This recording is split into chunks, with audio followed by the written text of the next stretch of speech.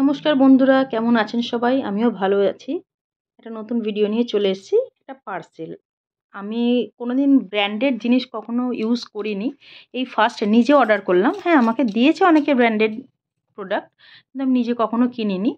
তো এই প্রথম আমি সেদিনকে ফোন ঘাঁটতে ঘাঁটতে দেখছি এরকম কম্বো অফার আছে। তো আমার এই মেবলিনের এই লিপ লাইনার, আইলাইনার, আ কাজল আর মাস্কারাটা খুব ভালো লেগেছিল আমার বোনের কাছে একবার ইউজ করে। তো সেদিনকে যখন দেখছি কম্বোতে দিচ্ছে ৳৫৩৫ ৩টে নিয়ে। ইন্ডিভিজুয়ালি দাম অনেক দেখলাম।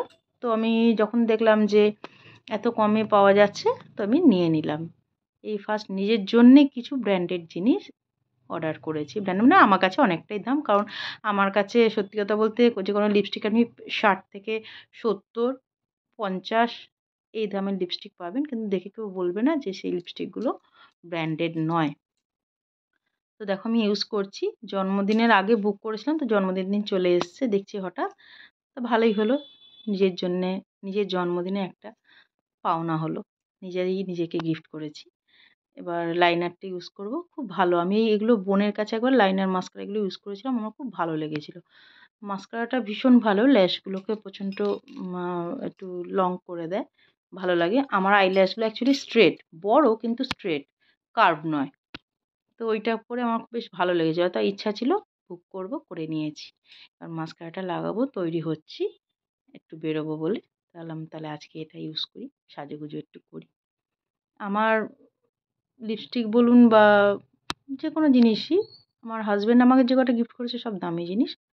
কিন্তু আমি নিজে কখনো দামি কিছু কিনি না। আমি যখন মানে কাজ করি, চাকরিতে যাই যখন, আমার ডেইলি ইউজের অনেক ধরুন লিপস্টিকে প্রচুর লিপস্টিক আছে, কিন্তু সেটা ৫০-৬০ এর বেশি নয়। খুব জোর ৳১০০।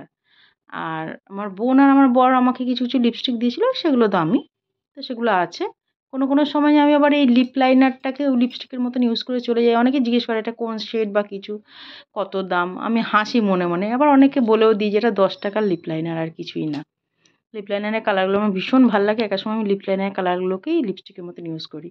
এটা হচ্ছে সুগার পপের একটা লিপস্টিক 11 নাম্বার শেড, 11 শেডের। তো বোন দিয়েছিল পুজোতে। খুব সুন্দর কালারটা। ও আমাকে বলল, "দিদি তোকে এই কালারটা ভাল লাগবে।" তো ওইটাই পরলাম আজকে। ইউজ করেছি এর আগে অনেকবার, কিন্তু আজকে ভালো লাগলো যে এটার সঙ্গে এটা পরি।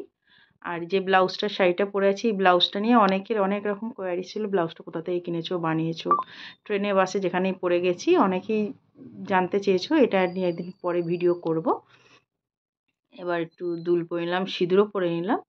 আর চুলটাকে একটু ক্রিম্প করেছি ক্রিম্পার দিয়ে। আমার চুল অ্যাকচুয়ালি ইমব্রন স্ট্রেট, মানে একদম ঝাঁটার কাঠির মতন, যে কোনো কিছু বাদলেই রাখতে পারি না। এখন সবাই টাকা দিয়ে পয়সা খরচ করে স্ট্রেট করায়। আর আমার চুলগুলো এরকম ছোটোবেলা থেকে এত সনের নুড়ির মতন স্ট্রেট আমার নিজের ভালো লাগে না। আমার একটু কার্লিং হেয়ার বেশি ভালো লাগে। সবাই আমাকে দেখি যখন টাকা খরচ করে বলে, "তোমার জন্মগত পেয়েছো তো, ওই জন্য মর্যাদা নেই।" দেখো আমার সাজা হয়ে গেছে। এবার একটু বডি রোলার লাগাবো। একটু গলায় আর ইয়েতে লাগিয়ে নিলাম, হাতেতে। সাজুগুজু করে এবার একটু বেরোবো। টাটা। তোমরা বলো কেমন লাগলো ভিডিওটা?